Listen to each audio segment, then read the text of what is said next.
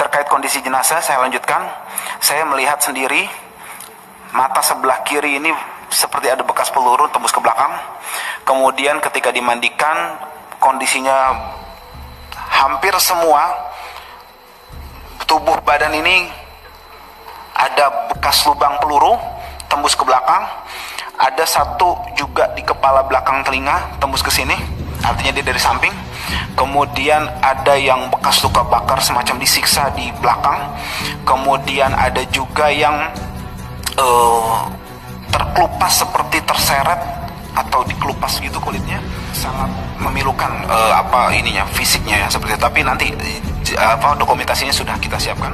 Keluarga awalnya tidak pernah mengizinkan otopsi, dan kita memiliki surat pernyataan itu jelas, dan akan tetapi ala kulli hal pihak kepolisian melakukan itu sepihak. Kemudian yang Kabar Harian mengabarkan.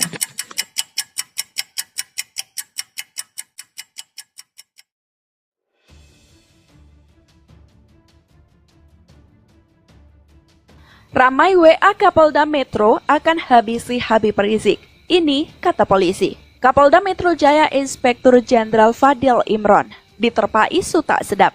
Baru-baru ini muncul dugaan WhatsApp yang tertuliskan nama Fadil Polda Metro Jaya dengan seseorang. Yang bikin heboh di dalamnya berisi rencana menghabisi nyawa Imam Besar FPI Habib Rizik Syihab. Kepala Bidang Humas Polda Metro Jaya, Komisaris Besar Yusri Yunus, membantah isi chat WA Kapolda Metro dengan seseorang soal Habib Rizik. Dia menyebut hal itu tersebut tidak benar. Bahwa ada percakapan Pak Kapolda Metro Jaya dalam satu WA-nya. Ini saya jelaskan bahwa ini adalah berita yang tidak benar. Ini upaya orang yang mau provokasi, menyebarkan berita tidak benar dengan menumpangi media yang ada. Ujar Yusri di Jakarta pada Rabu 9 Desember 2020. Yusri bahkan sudah mengkonfirmasi kepada media Detikcom karena di gambar yang beredar ada isi berita logo media online tersebut. Kata Yusri, pihak media itu juga membantah. Saya sudah konfirmasi ke media Detikcom. Dari media pun menyatakan tidak pernah memberitakan seperti ini dan ini editan. Ini editan karena media tersebut tidak pernah mengeluarkan berita ini, ucap Yusri. Diketahui ramai pesan berantai di WA Group dengan judul dalam beritanya, viral, hacker membocorkan percakapan WhatsApp perihal upaya pembunuhan HRS oleh anggota kepolisian.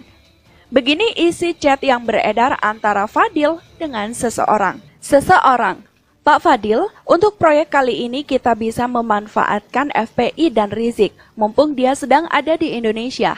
Ini peluang besar untuk kita, untuk mencairkan anggaran dan mengalihkan perhatian publik terhadap kondisi pemerintah. Tim intelijen yang ada di bawah kendali kita juga sudah dipersiapkan untuk memantau Rizik selama 24 jam sejak kepulangannya ke Indonesia. Rizik pendukungnya sangat banyak. Jika dibubarkan, ini sangat menghambat proyek kita. Fadil, agenda apa yang harus kita jalankan? Seseorang, sebisa mungkin kita habisi nyawanya. Fadil, sepertinya untuk ke arah sana cukup sulit, Pak. Karena yang sudah-sudah Rizik selalu dijaga laskar. Seseorang, ya kalau laskarnya menghalangi kita sikat juga sekalian.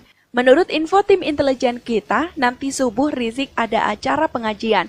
Tim eksekutor harap disiapkan dari sekarang.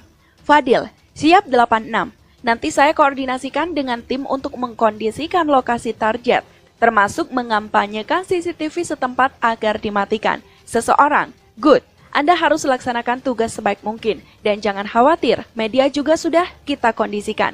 Saya tunggu informasi selanjutnya. Fadil, siap 86. Beda versi soal penembakan 6 laskar FPI. Ini analisis ahli psikologi forensik. Muncul perbedaan versi antara polisi dan Front Pembela Islam atau FPI terkait peristiwa penembakan yang menewaskan 6 laskar Front Pembela Islam atau FPO, pengawal Habib Rizik Syihab dan keluarganya. Di Jalan Tol Cikampek kilometer 50, Senin, 7 Desember 2020 sekitar pukul 00.30 waktu Indonesia bagian Barat dini hari. Kapolda Metro Jaya Irjen Pol Fadil Imron mengeklaim polisi terpaksa mengambil tindak tegas dan terukur dengan menghadiahi timah panas pada para anggota Laskar FPI karena melawan petugas menggunakan senjata api dan senjata tajam. Namun pernyataan polisi dibantah Sekretaris Umum FPI Munarman. Dia mengklaim setiap anggota FPI dilarang membawa senjata api, senjata tajam, bahan peledak, serta terbiasa dengan tangan kosong. Sementara itu, ahli psikologi forensik Reza Indragiri Amriel mengatakan perlu kronologi yang berkualitas guna mencari kebenaran tentang peristiwa penembakan kepada para laskar FPI. Kronologi itu, lanjut dia, harus lengkap dan akurat, disertai dengan fakta yang didukung bukti-bukti yang kuat. Kronologi yang berkualitas harus lengkap dan akurat. Lengkap bermakna, rangkaian episode terangkai utuh. Akurat berarti sesuai dengan fakta, didukung oleh bukti-bukti, ujar dia. Menurut Reza, dengan bukti dan kronologi kuat, maka akan terungkap versi mana yang benar. Untuk itulah, publik harus menunggu hasil investigasi tim independen dari Komnas HAM. Dari dua versi kronologi yang ada, yang mana yang akan kita percayai? Tentunya versi yang berkualitas. Bagaimana caranya menyusun kronologi yang berkualitas itu? Investigasi independen, terang dia. Reza menambahkan dalam psikologi forensik ada istilah penembakan yang menular atau contagious shooting. Ketika saat personil menembak, hampir selalu bisa dipastikan dalam tempo cepat personil lain juga akan melakukan penembakan. Seperti aba-aba, anggota pasukan tidak melakukan kalkulasi, tapi tinggal mengikuti saja, jelas dia. Dia menilai kemungkinan dalam peristiwa di kilometer 50 Tol Cikampek, aksi penembakan menjadi perilaku spontan, alias bukan aktivitas terukur. Terlebih ketika para petugas sudah mempersepsikan target sebagai pihak yang berbahaya.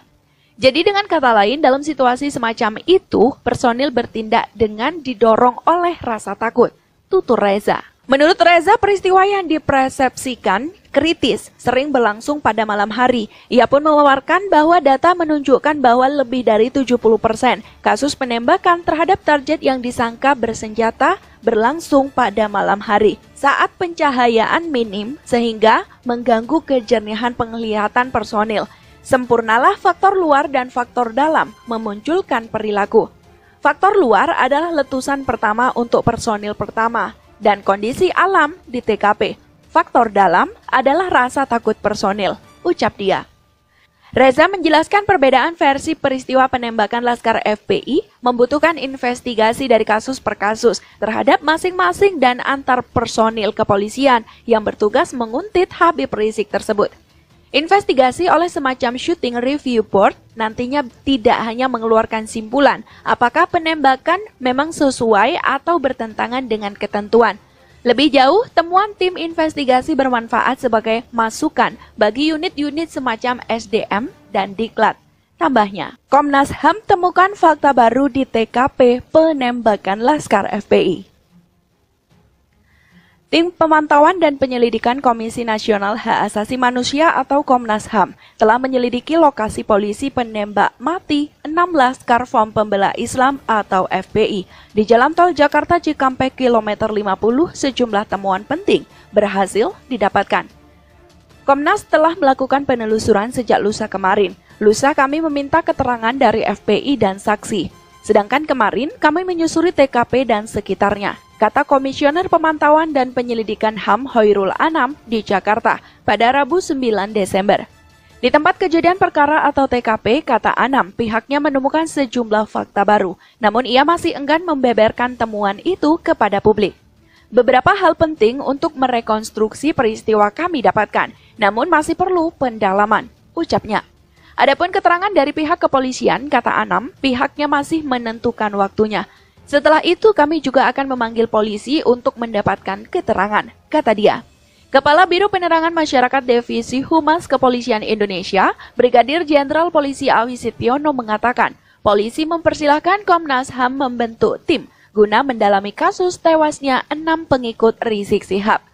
Menurut Awi, hal ini merupakan bentuk pengawasan eksternal. Kami akan membantu terkait data yang dibutuhkan, katanya. Ia pun menegaskan bahwa selama ini kepolisian Indonesia telah bersikap transparan dalam koordinasi dengan Komnas HAM untuk mengungkap sejumlah kasus. Selama ini kami transparan kok, tuturnya. Sebelumnya terjadi bentrokan antara polisi dan laskar pengawal pimpinan FPI Habib Rizik Syihab atau HRS di Jalan Tol Jakarta Cikampek kilometer 50 pada hari Senin pukul 00.30 waktu Indonesia bagian Barat. Dalam insiden itu, polisi menembak mati 6 orang laskar FPI. Kronologi peristiwa ini simpang siur.